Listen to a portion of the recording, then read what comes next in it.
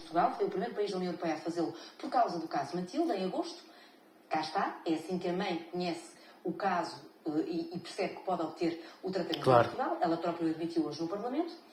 E, entretanto, os médicos não sabem o que fazer, porque começa a doutora Teresa Moreno, médica destas gêmeas, a receber na sua caixa de e-mail uma série de pedidos e aqui está a discriminação. A tal lista, se quisermos, que a gente fala, de espera que não é de espera. É o e-mail da doutora Teresa Moreno, que é médica, que o professor Roberto Campos Fernandes saberá melhor do que nós. Sandra, desculpe interrompê-la, mas aí há uma questão que tem que ser esclarecida.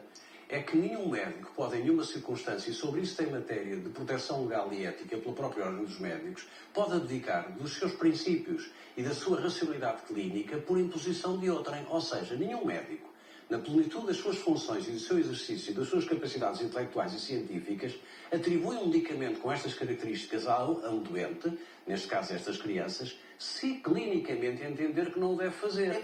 Ou seja, eu diria que se o medicamento foi administrado, seguramente quem o prescreveu foi um médico e a responsabilidade por essa administração é exclusivamente desse médico. Eu julgo que não, se me permite explicar rapidamente. A doutora Teresa Moreno tinha um problema que o doutor José Pedro Vieira, do Hospital Dona Estefânia, que foi o primeiro a ser contactado por esta família, não tinha.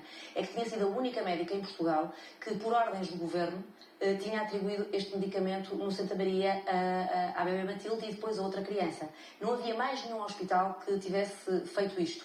O Dr. José Pedro Vieira, exatamente com esta argumentação, porque na altura não havia evidência clínica científica de que Zolgensma fosse melhor, mais eficaz do que o Spinraza, que as gêmeas já estavam a tomar no Brasil, disse à mãe claramente: nós não fazemos aqui no Hospital Dona Estefânia.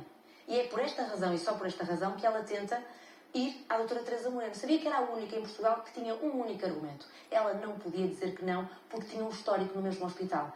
E o que a doutora Teresa Moreno, ao que eu consegui apurar, terá dito dentro do hospital, e aí está a justificação para a sua pergunta, é: se me puserem estas gêmeas à minha frente na consulta, eu não tenho outra hipótese senão fazer aquilo que me mandaram fazer. Elas têm atrofia muscular espinhal, eu tenho que lhes atribuir um medicamento que já atribuí às outras crianças, sou pena de estar a discriminá-las, porque elas têm o mesmo diagnóstico. E eu quero saber qual é o critério para a atribuição deste medicamento, que custa 2 milhões de euros, porque tem um grande impacto, e o Sr. Professor já foi presidente do Santa Maria, deixe-me só concluir, nas contas do hospital, porque eu tenho aqui o meu e-mail com pelo menos 4 pedidos de crianças lusodescendentes com a mesma doença, se me aparecerem todas aqui à frente, de repente são 2 vezes 2 vezes 2 vezes 2. Custa-me muito a aceitar que um médico, eu não acredito, não quero acreditar que a doutora Teresa Moreno fez a prescrição alegando uma pressão ou uma coação, digamos, política ou qualquer outro tipo. Doutora, o que está escrito em todas as... Se isso foi feito, ela própria está a incorrer num ilícito disciplinar muito sério perante a Ordem dos Médicos. Eu não acredito, custa muito a acreditar, não estou a virar naturalmente o que a Sandra está a dizer, mas eu ficarei perplexo se chegasse à conclusão que um médico qualquer, não a doutora Teresa Moreno, qualquer outro, administrasse ou prescrevesse ou mandasse administrar um medicamento com estas características. Não é só o fator preço. Porque a questão há também a questão... É que estamos a falar de um medicamento experimental, ou seja, eu não sei se aquilo que disse foi claro. Ou seja, nós estamos aqui perante médicos, repara, não são, eu julgo que nós estamos aqui a pessoalizar na doutora Teresa Moreno. Não foi só ela, todos os neuropediatras do hospital que o Sr. Professor já liderou, de Santa Maria, subscreveram uma carta a perguntar ao Sr. Presidente do Conselho de Administração: olha, o que é que nós fazemos com este medicamento? Porque foi-nos dada a indicação para o dar à bebê Matilde. De repente, temos aqui muita gente a vir pedi-lo. Isto é para dar a todos? Qual é o critério? Esta carta desapareceu do gabinete do Dr. Luís Pinheiro, diretor clínico. Eu julgo que aquilo que os médicos fizeram, eu não sou médica, não conheço os médicos a não ser das relações que temos aqui profissionais. Sandra, mas esse critério, esse apelo que os médicos fizeram, isto é importante esclarecer para as pessoas lá em casa perceberem. Esse apelo que eu não conheço faz sentido, no sentido da comunidade médica, pretender que a direção clínica, eventualmente a Comissão de Farmácia, estabeleçam normas de orientação clínica, guidelines de natureza clínica. O Presidente do Conselho de Administração não é ouvido nem achado nestes temas. Não, nenhum médico tem que pedir a um Presidente do Conselho de Administração se administra ou não administra um medicamento. Os médicos administram os medicamentos em função da legis artis, em função da medicina que está demonstrada ou baseada na melhor evidência e daquilo que são as indicações nacionais e internacionais. Portanto, o médico, se tem dúvidas, procura um consenso no seio da comunidade científica, na comunidade médica, e propõe, através do diretor clínico, que aquele medicamento seja ou não administrado a um determinado doente. Agora, há aqui níveis que são de decisão médica. Eu não concebo, não acredito que um secretário de Estado, um dirigente político, um decisor, ainda que seja médico, porque quando um secretário de Estado, no caso do Dr. António Salles, é médico, mas ele não estava como secretário de Estado na condição de médico, ele não estava a fazer medicina na João Crisóstomo, ele estava a fazer política. E, portanto, eu não concebo que um decisor político dê uma instrução direta ou faça pressão para que um médico prescreva um medicamento qualquer. Então, como é que o Sr. Professor explica esta cronologia que eu e o João acabamos de mostrar aqui?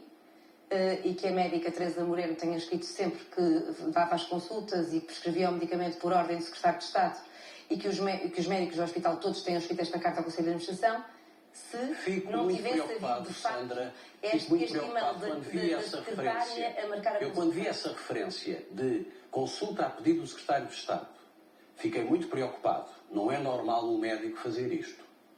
Mas não é obrigado a fazer a consulta.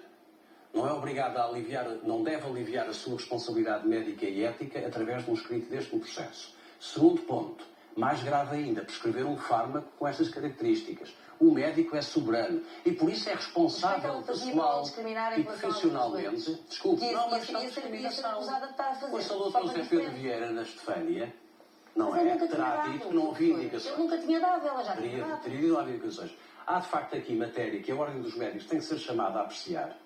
E não é o Tribunal, não é a Procuradoria-Geral da República, não é o Ministério Público. Há matéria que é do esforço estrito da Ordem dos Médicos, no sentido de dizer se aquele médico, na independência que a lei lhe confere, no juízo e na liberdade ética e científica que é conferida a um médico, agiu ou não em total quadro de liberdade. Eu discordo de si por causa desta questão sensível que eu sei existir, que é o facto de... Vamos ouvir também aqui só para ver aqui a história que mas está aqui a concordar com... Eu concordo em certo aspecto, concordo com aquilo que diz o professor Adalberto Campos Fernandes por uma razão muito simples.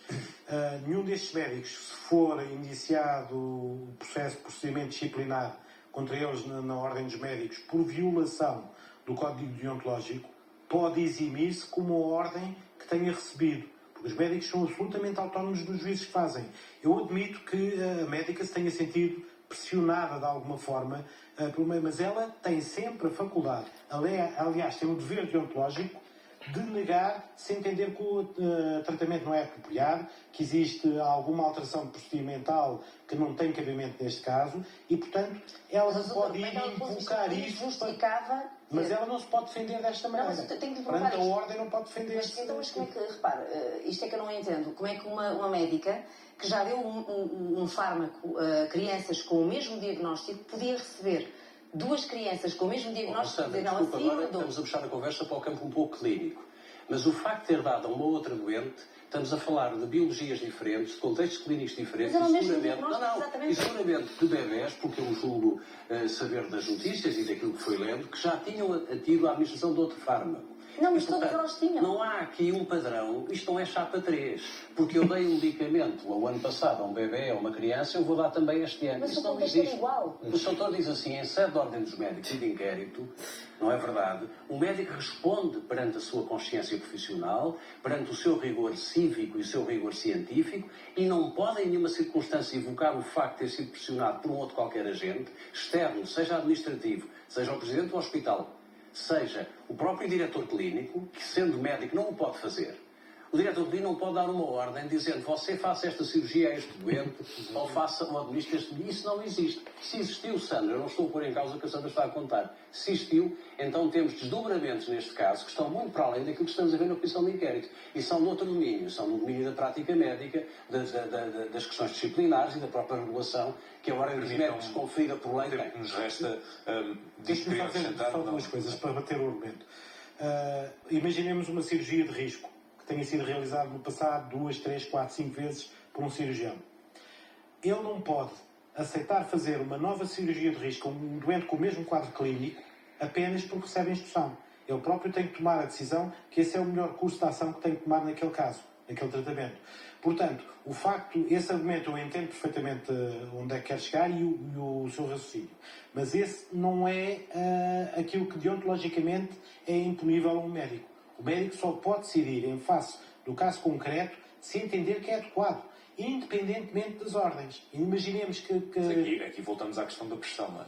Sim, Não, e eu então sei, existe peço essa desculpa, mas questão, estamos a centrar-nos no essencial, que é, independentemente desse contexto, João, peço desculpa de interromper novamente, desse contexto que estão a dizer, existir ou não existir, que caberá à Ordem dos Médicos, como bem evocaram, averiguar, nós estamos a falar, e esta reportagem de investigação, este trabalho de investigação, nunca se prendeu com a decisão clínica estar certa ou errada.